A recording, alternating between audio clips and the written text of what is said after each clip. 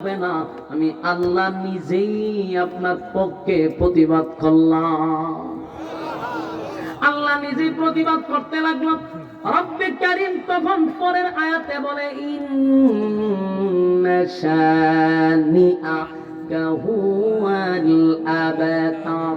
ওই যে তারা নবীর আবতার বলে গালি দিছিল, আল্লাহ কয় ইন্না শানিআকা হুয়াল আবতার, ইন্না শানিআকা হুয়াল আবতার, নিশ্চয়ই তারা আবতার, নিশ্চয়ই তারা আবতার, তারা পুরা, তারা লেস কাটা, তারা নির্বংশা। আপনি একটু তাকায়া দেখেন, আল্লাহ যে বলছে তারা নির্বংশা, তারা লেজ কাটা, তারা পুরা, এটা চরম সত্য। কারণ মক্কা নগরীতে আবু জাহেলের নাম বলার কেউ নাই, আবু লাহাইবার নাম নেওয়ার মতো কেউ নাই, উতবা উতাইবার নাম নেওয়ার কেউ নাই। তারা লেজ কাটা নির্বংশা, তাদের নাম পৃথিবীতে কেউ নেয় না গো। কিন্তু আমার নবীর নাম সেকেন্ডে সেকেন্ডে সেকেন্ডে সেকেন্ডে কিন্তু নেওয়া হচ্ছে। প্রতি সেকেন্ডে নবীর নাম নেওয়া হচ্ছে, মানুষ দুরূদ পড়তেছে নবীর রওজাতে, সেকেন্ডে সেকেন্ডে দুরূদ আবার সালাম আল্লাহ পৌঁছায়া দিচ্ছে। তাই আল্লাহ বলে, বন্ধু কান্দেন না, আপনাকে আবেতার বলে গালি দিছে, আমি আল্লাহ আপনার পক্ষে প্রতিবাদ করলাম। ছেলে নিলাম 4 জন, আমি এর বিনিময়ে কোটি কোটি রুহানি সন্তান দিলাম, আর আপনাকে কাউসার গিফট করলাম। গিফট করব এমন না, গিফট করেছি। আল্লাহ বলেন, বন্ধু শুধু তাই না, আপনার আমি কি দিলাম সেটাও তো আপনার দেখা দরকার। কথা হয় না বন্ধু? কি দিলাম তাও দেখা দরকার। আল্লাহ বলেন, জিবরাইল, দুনিয়ার কোন নেতা যদি দলের জন্য মাইর খায়, দল ক্ষমতায় আসলে তার প্রমোশন বাড়ে না কমে? কথা হয় না? আওয়ামী লীগের আমলে যে বিএনপিরা মাইর খাইছে, বিএনপি ক্ষমতা তাইলে তাদের পাওয়ার বাড়বে না কমবে? বেড়ে যাবে। আল্লাহ বলে, বন্ধু জিবরাইলকে উদ্দেশ্য করে বলে, জিবরাইল রে, ও জিবরাইল, দুনিয়ার নেতারা মাইর খাইলে যদি তার প্রমোশন বেড়ে যায়, আমার বন্ধুর প্রমোশনটা আমি বাড়াইতে চাই। বন্ধু আমার দল করতে গিয়া বন্ধু মাইর খাইছে, আমার দল করতে গিয়া বন্ধু লাঞ্ছিত হইছে, তাই আমার বন্ধুর প্রমোশনটা আমি বাড়ায়া দিতে চাই। সুবহানাল্লাহ।